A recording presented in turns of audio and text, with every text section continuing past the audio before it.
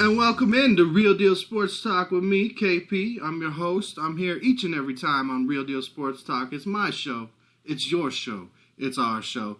It is April 8th, 2017, Saturday. It's a beautiful weekend. We got good temperatures here in Denver, Colorado today. I hope everybody out there is having a good weekend, getting out there doing some fun stuff, enjoying the weather wherever you may be. Whether it's raining where you are, snowing where you are, sunny where you are, partly cloudy with a nice little breeze like where I am today here in Denver.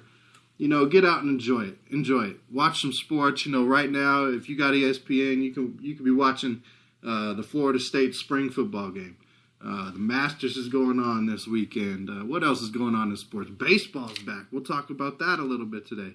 So, I mean, there's a lot of things you could be doing for sure. There's a lot of things that have happened since the last time we talked. Last time we got together was at the first Colorado Crush viewing party that Real Deal Sports Talk was a part of. You know, I'd list it as a minor success, not a huge success. Learning curves in everything you do in life. And that's definitely something that we do here at Real Deal Sports Talk is we learn, we grow, we get better, and we continue to strive to be great while bringing everybody up around us.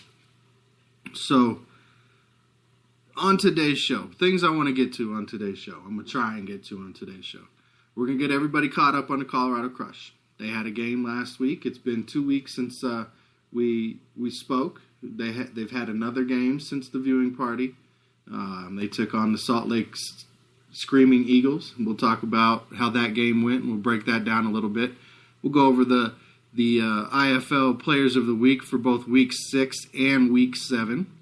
And we'll catch up on some of the games that we missed that have taken place, some of the scores that have taken place in the IFL since the last time we spoke. And keep everybody up to date on what's going on there throughout the IFL season, as we are the official podcast of the Colorado Crush.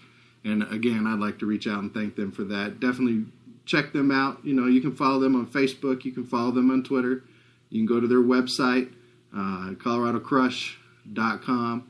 Check them out. Check out the IFL.com. You can follow them on their YouTube channel where you can watch each and every game live or, you know, the recorded version.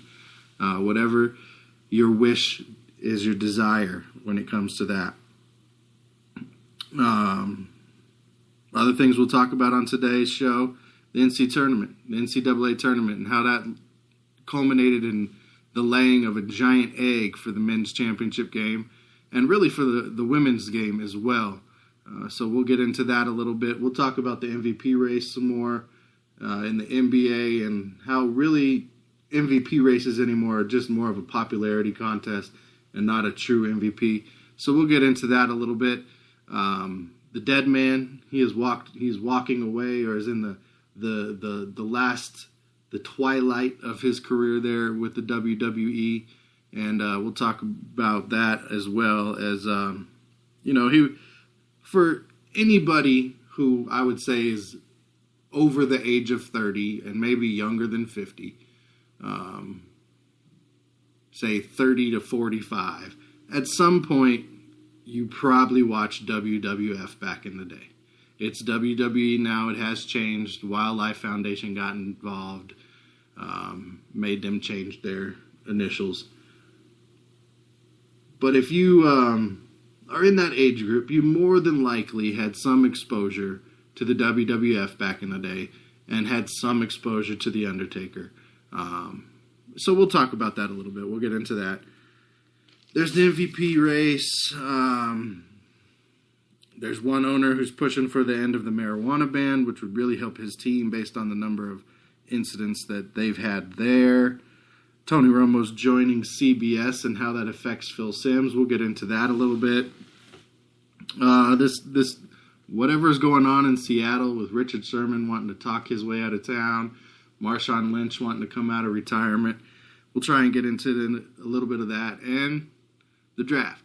All right, the draft is less than 20 days from today. In fact, exactly 2 weeks from today, right? Is it 2 weeks? Let's do the math real quick.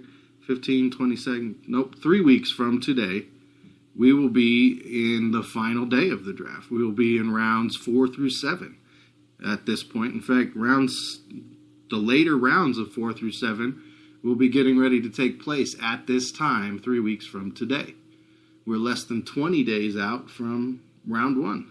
I mean, it's exciting times for me. This is when all the mock drafts and all the rumors and all the talk starts to get interesting for me. Okay?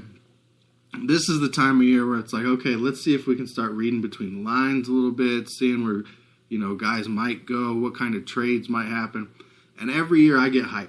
I get hyped every year that there's going to be some big blockbuster trade, some big this or that that's going to take place in a draft. 9 times out of 10, there's not.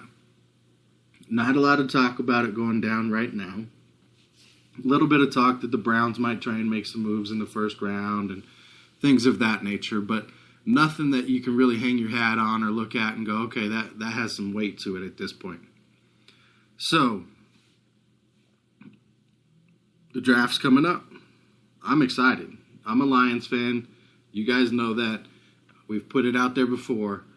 And we have the 21st pick this year in the draft. We've had prognosticators having us pick anything from a wide receiver, offensive lineman, another tight end, defensive ends. I haven't really seen too many linebackers in there for us. But it's an exciting time. Nonetheless, it's an exciting time. The draft this year is going to be in Philadelphia. They're expecting, I think, somewhere between 50 and 100,000 people, I think I heard.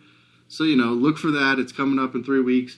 We will be doing Facebook Live draft reaction shows during the draft, both Thursday night, Friday night, and Saturday afternoon. So look forward to those as well, as they will be on our Facebook page, Real Deal Sports Talk with KP.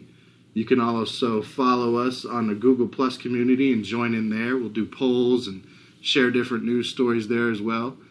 You can follow us on Twitter, Real Deal KVP over there on Twitter. Check out the website, Real Deal KV. Excuse me. Real Deal Sports Talk with KP.com is the website. So many ways for us to interact now. I got them confused in my head there a little bit. But we're out there. We're out there. We're willing to talk. We're willing to negotiate, to debate these different sports topics and find a middle ground and a common ground where we can all agree on what's going on and have some fun with it. So that it is what it is. It's sports. It's something we all love. It's why you're listening. It's why I'm talking, and it's why we're here today. So let's catch up with the Crush. We were not able to attend the viewing party last week when they took on the Salt Lake Screaming Eagles, but the Colorado Crush pulled it out. They got their first victory of the season.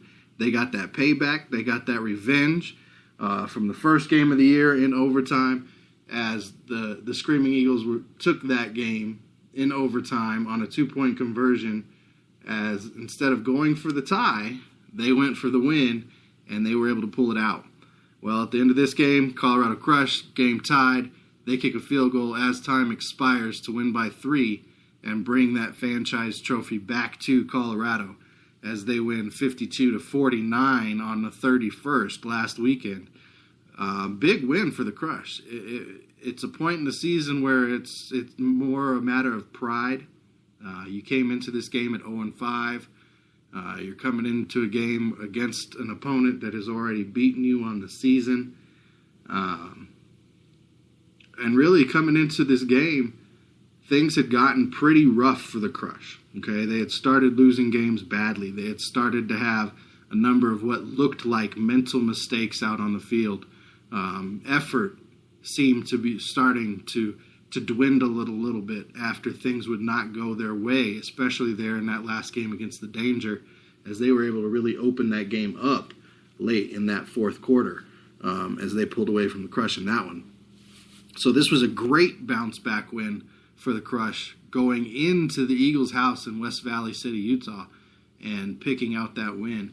And I have to say, since the Crush picked up the new quarterback in Liam Nadler, they really have seemed to solidify things a little more on offense, gotten into a little bit more of a flow. Now, not taking away anything from any of the other guys they've had in there. They have fought. They have, random plays that have been called. But right now, the offense, they have a little bit of momentum going. And Nadler, in this last game, accounted for all 7 scores. Whether it was throwing or rushing, he accounted or participated in all 7 of the Crush's scores on the 31st against the Screaming Eagles. That's good. They're moving the ball. They're scoring points. That's what you need to have happen. Kaiser had 3 touchdowns against the Eagles. Rose had 2 touchdowns receiving against the Eagles. Both of them had 25, at least a 25-yard reception in the game. Now, we've talked about that many times on the show before. Those big plays in this indoor game are huge. You need to have them, those chunk plays. It's only a 50-yard field, so when you pick up a 25, 30-yard play, that's huge for momentum. That's huge for scoring opportunities, okay? And that's something the Crush were able to do in this game. Now, defensively, of course, you'd like to see them give up less than that 49 points. They're working on it. They're fighting, okay? This is a team that they're going to fight. They showed that this week against the Eagles. They take on Spokane coming up on the 14th, the Empire, another team that they've already played on the year, another team that's doing pretty well this season. And who knows, maybe they'll be able to get some payback again there as well. As far as the stats go from the game against the Eagles, the Crush were better on 3rd down. They didn't do anything on 4th down because they didn't need to. The Eagles were 3 of 3 on 4th down, so that's one of those defensive things you'd like to see tightened up, not give up 3 attempts on 4th down. And they gave up a lot of yards. They gave up 283 yards to the Eagles in that game, and you'd like to see that number come down to around the 200 mark to really be successful and make a splash and compete with some of these top teams that the IFL has right now. They didn't have any turnovers. They didn't really, they did force 1 fumble, and they recovered that fumble. And time of possession, the Eagles actually had the ball longer than the Crush did. So this, again, that goes back to something we've talked about on this show before. Time of possession in the indoor game is not as important of a stat as it is in the NFL and the outdoor game. Because you're on the smaller field, because it's a high-scoring game, because you want those big plays. So congratulations to the Crush on that. Their leading stats